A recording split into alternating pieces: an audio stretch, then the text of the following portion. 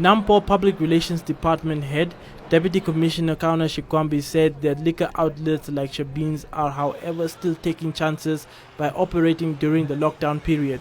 Now, in terms of the enforcement of the state of emergency regulations or the lockdown regulations, we have so far fined about 34 suspects in terms of Regulation 11.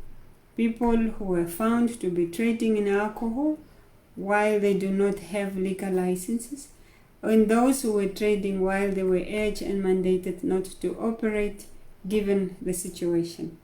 But other than that, I should say we appreciate the cooperation between the police and the public, especially within towns, within regions, and of course at all the road traffic checkpoints. There have not been really so much of serious incidents or any untoward incidents reported. Our operations are continuing very smoothly, and it should proceed as such. The only concern, as I have alluded earlier, is really the liquor outlets. You are mandated to operate. The issue of closing at 6 o'clock was taken over by the lockdown regulations. You need to shut down completely for this period. Do not sell any alcohol. Shikwambi added that taxi drivers are still overloading their vehicles, which is in direct violation of the precautions set out in the state of emergency. The other issue that we are faced with is complaints from passengers within taxis. Taxi drivers continue to board more than 3 passengers, and this is not allowed.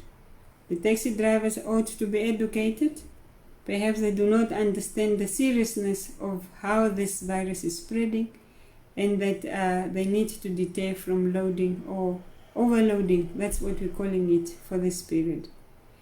Other than that, our operations are, as I've said, honestly very smooth, and we anticipate to it getting better where there's no so much public gatherings and movements and so on. Stay at home. Many by now, I believe they have already purchased the necessities, so please stay at home. Confine yourself to your own environment. That way you'll be very safe.